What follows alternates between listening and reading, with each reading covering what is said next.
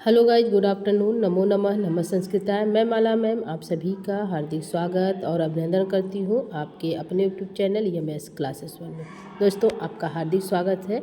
आज की प्रश्नोत्तरी में आज का जो हमारा प्रश्न है यह 5वां प्रश्न है जो कालिदास की रचना अभिज्ञान शाकुंतलम पे है। तो 5वें प्रश्न की तरफ चलते हैं। यह प्रश्न जो है हमारा दोस्तों यूपीएलटी जो मुख्य परीक्षा होने वाली है उसमें शामिल है। तो प्रश्न हमारा है क्या है, देखते हैं। तो प्रश्न हमारा कहता है अभिज्ञान शाकुंतलम नाटके प्रयुक्ता भाषा शैली वर्णम, यानी अभिज्ञान शाकुंतलम नाटक में जो प्रयुक्त भाषा शैली उसका वर्णन करना है। तो सबसे पहले हम लिखेंगे क्या, इसको देखेंगे दोस्तों। तो आइए हम लोग सबसे पहले देखते हैं क्या है।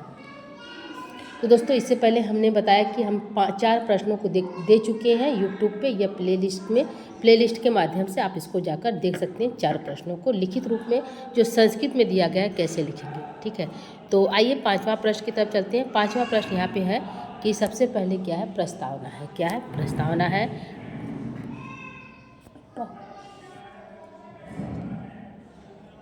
प्रस्तावना में हमारा क्या है दोस्तों, संस्कृत साहित्य से नाट्य परंपराया अभिज्ञान शाकुंतलम अत्यंतम प्रसिद्धम नाटकम वर्तते। संस्कृत साहित्य के नाट्य परंपरा का अभिज्ञान शाकुंतलम अत्यंत प्रसिद्ध नाटक है। अस्य नाटकस्य भाषा शैली विशिष्टया माधुर्यपूर्णया जो है रस समन्विता च अस्ति। महाकविना कालिदासेन प्रयुक्ता भाषा च न केवलं साहित्यिक दृष्ट्या उत्तमा अपितु भाव अभिव्यक्तयु अपूर्वसाधर्थ युक्ता अपि सन्ति। तो यह हम प्रस्तावना में इसको डाल देंगे, ठीक है। तो संस्कृत साहित्य का सबसे जो है नाट्य परंपरा में अभिज्ञान शाकुंतलम अत्यंत प्रसिद्ध नाटक है। इस नाटक की जो भाषा शैली विशिष्ट और माधुर्यपूर्ण रस युक्त है जो है। इसमें यह जो है कालिदास की प्रयुक्त भाषा शैली न केवल साहित्यिक दृष्टि से अपितु जो है बहुत अधिक उत्तम है, अभिव्यक्ति दृष्टि से भी बहुत अधिक उत्तम है, ठीक है। तो यह हमारा प्रस्तावना हो गया। दूसरा हमारा पॉइंट है संस्कृत प्राकृतयो समन्वय, यानी संस्कृत साहित्य में प्रकृति का क्या समन्वय है। तो यहाँ पे हेडिंग हम डालेंगे और इसके अंदर हम लिखेंगे दोस्तों अस्य नाटकस्य प्रमुखा विशेषता संस्कृत प्राकृते भाषयो समुचित प्रयोग अस्ति, ठीक है। इस नाटक में विशेष रूप से संस्कृत भाषा प्राकृतिक भाषा का समुचित प्रयोग हुआ है। राजन ऋषय उच्च कुलीना च संस्कृत भाषा या संवादक, जो राजा लोग होते हैं जो उच्च कुलीन होते हैं वो क्या बोलते हैं, संस्कृत भाषा का संवाद करते हैं। स्त्रियां परिचारिका विदूषक च प्रकृति भाषा प्रयुज्यते। अनेन सामाजिक स्थिति यथार्थ प्रतिबिंबनम भवति। भाषा जो है पात्रानुसार परिवर्तते। ऐसा कालिदासस्य शैली कौशलस्य प्रधानम, यानी कि जो कालिदास की जो भाषा है वह पात्रों के अनुसार जो है परिवर्तित होती है। यानी कोई संस्कृत शुद्ध बोलता है, कोई प्राकृतिक बोलता है, इस प्रकार की भाषाओं को बोला जाता है। तो यहाँ पे हमारा हेडिंग है संस्कृत प्राकृतयो समन्वय, संस्कृत और प्राकृतिक भाषा का समन्वय कालिदास ने कैसे किया ये यहाँ पे बताया गया है। अगला जो हमारा पॉइंट होगा वह है वैदर्भी रीति।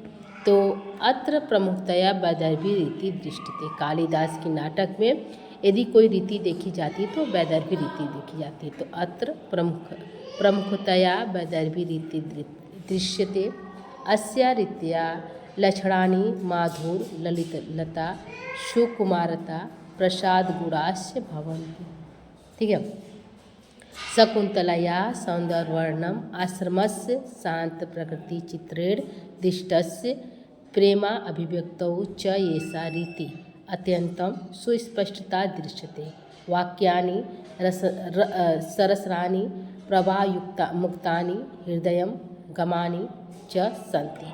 तो यहाँ पे कहा गया है कि वैदर्भी रीति का प्रयोग किया गया। वैदर्भी रीति का जो लक्षण है वह माधुर है, ललित है और सुकुमार और प्रसाद युक्त है। शकुंतला के सौंदर्य, उसके आश्रम, उसके शांत चित्रण का जो है इसमें दिखाया गया है इस वैदर्भी रीति के माध्यम से। तो वैदर्भी रीति के बारे में लिख लेंगे। आगे हमारा जो है इसमें अलंकार प्रयोग है। इसमें अलंकार का प्रयोग कौन सा हुआ है, तो नाटके विविधा अलंकारा ललिततया प्रयुक्ता सन्ति।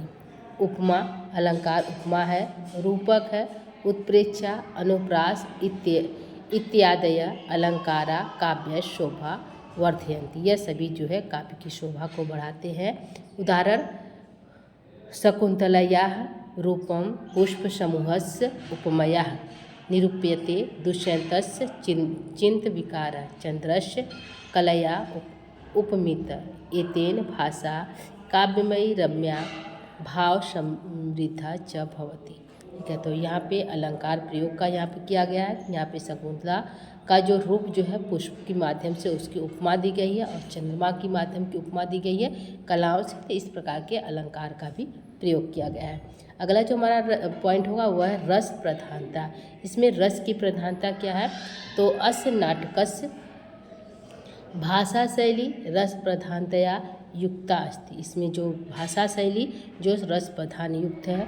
मुख्यतः श्रृंगार रस अत्र प्रधान संयोग विप्रलभ्यो तयो उभयो अपि सुंदरम चित्रम दृश्यते। श्रृंगार रस का प्रयोग किया गया है, लेकिन संयोग विप्रलभ श्रृंगार का प्रयोग किया गया है, सुंदर चित्रण किया गया है। दुर्वासा साप प्रसंगे करुर रसस्य स्पर्श भवन्ति। दुर्वासा के श्राप के पश्चात इसमें करुर रस जो है स्पर्श कर जाता है। हास्य रस विदूषकस्य वचनेषु प्रकट। हास्य रस भी है जो विदूषक के माध्यम से प्रकट होता है। अनेन भाषा न केवलम शास्त्री अपितु तु हृदयम स्पर्शनी अपि सन्ति। यह अनेक भाषा केवल शास्त्रीय नहीं अपितु हृदय को स्पर्श करने वाली ऐसी भाषा शैली का जो है प्रयोग किया गया है। छठवां हमारा जो हेडिंग होगा वह होगा स्वाभाविकता तथा प्रसाद गुणा।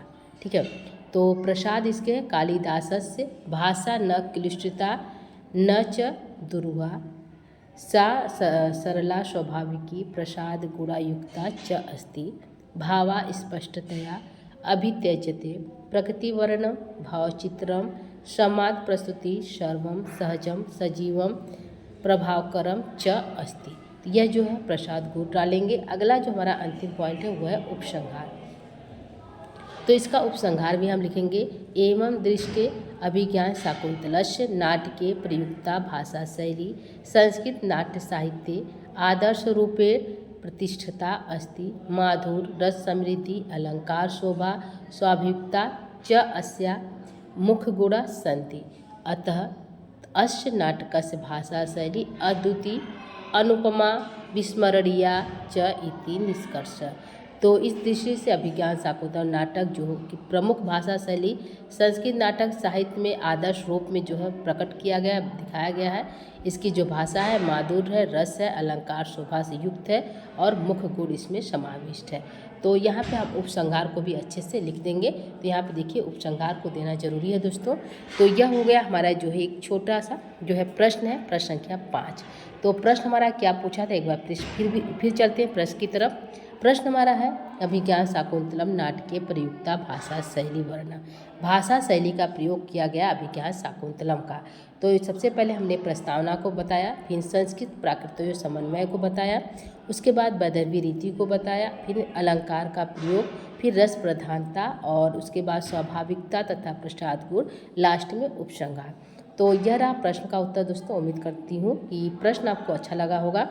तो आज के लिए इतना ही। यह जो है भाषा शैली पे प्रश्न था। ठीक है, तो आज जो है 5वें प्रश्न को आप लोग देखिएगा जरूर। यदि आप लोग को समझ में आएगा तो आप कमेंट बॉक्स में बोलिएगा, तो हम आगे के प्रश्नों को भी इसमें शामिल करने का प्रयोग करेंगे, मतलब प्रयास करेंगे कि हम जो है आगे की प्रश्न भी लेकर आएँ। तो 6वां जो हमारा प्रश्न होगा वह है अर्थो ही कन्या परकीय एवं जो है इसका जो है संदर्भ सहित व्याख्या करना है। तो इस प्रश्न को हम अगली कक्षा में देते हैं। तो आज के लिए इतना ही दोस्तों। नमो नमः, नमः संस्कृताय, धन्यवाद, थैंक यू।